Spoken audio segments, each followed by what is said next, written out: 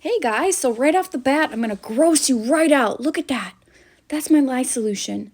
And you'll notice there are some chunks in the white pitcher as well, some like light blue chunks. Yes, so this lye solution consists of watermelon puree and kombucha. I froze cubes of watermelon puree that I had freshly processed from the watermelon we had, and then some kombucha as well.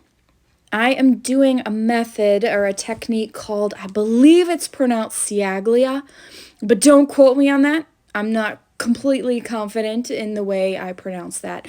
But basically, it is taking cold process soap shreds, adding it to the base oils, and then just making your soap like normal. It will have a little speckled effect in your final bar, and it's really stunning, especially when you have it in an opposing color. It can be really cool if it's just like a similar color to like green on green, if it's like a slight alteration of hues, but I did a light blue with the hot pink. I'm also asked about kombucha because I like to make kombucha soaps. If you've seen my shop for any length of time, you know that I will make a kombucha soap from time to time. I do drink kombucha daily. It's super tasty if it's done right, okay? If it's done not right, it can taste like stinky feet. Don't ask me how I know what stinky feet taste like. I don't know, but I can imagine, okay? I can imagine. But putting kombucha into soap, it does have sugar content, but it also acts similarly to like a wine or a beer soap. It adds bubble and it just adds something lovely to a finished cured bar of soap. If you have kombucha in it, I just can't even describe. It's one of my favorite kind of soaps to use personally for my own skin. And then watermelon also, if you add a fruit like puree, it adds a nice element of bubble in there as well from the natural sugars. So this is just going to be a glorious end product. I cannot wait to use it. It's still curing, so I'm not using it. But you can see the indecision about the top. I had never textured a soap using this technique before, this ciaglia, whatever method.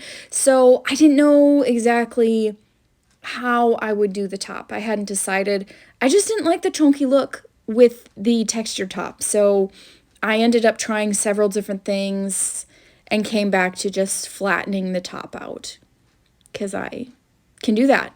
It's okay to change, like even mid design, when you're like, no, I've decided, I've already planned out what I'm going to do. It's okay. You can change it. It's okay.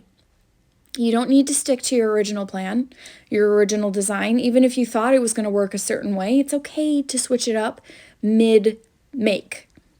Like you're not set in stone. So it's all right. I know sometimes we just need permission. Like we need to give ourselves permission to change it up and not feel like we failed. It's okay. I sprayed the top with 99% isopropyl alcohol. This is just rubbing alcohol. And you can get this at Walmart, like in the pharmacy type area. Sometimes they only have the lower percentage. It's just diluted a little bit. But I find the higher percentage really creates a nice layer between the soap top as it is saponifying, as it's turning from oils and fats and lye into soap, that chemical change that happens. You can often get soda ash. That's just an ashy layer on the top. And that's just the lye coming in contact with the air. It's not a harmful thing. It just can kind of alter the look of your soap. Glitter. Look at all that glitter. I'm a glitter girl, you know? And a hot pink soap, come on. Like it just makes sense to have a whole mess of glitter on the top. This is biodegradable glitter. This is not plastic glitter. This will biodegrade. It will break down. It will not pollute. It is not going to harm any fishies. And this cutter I'm asked about a lot. I got it several years ago from Nurture Soap. They no longer sell soap cutters. So I am so sorry for those of you who are looking at it and like, I want one. You can't have this one. It's mine, and they no longer sell them. So you'll notice just the subtle flecks of blue from those little chunks. I love it. I love it. I do recommend a seller on Etsy. His name is Bud Hafner. He makes soap cutters. So if you're looking at getting a high quality cutter, that's where I would go. That's where I recommend. I've never heard anyone have a poor experience with his work. It's high quality. And here's my face and me wearing some merch.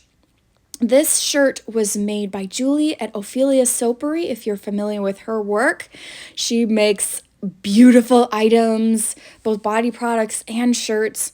And this is representative of a group that I started on Facebook. It's a learning community called Soapers Haven. If you're not a part of that, scoot on over. You will not be sorry.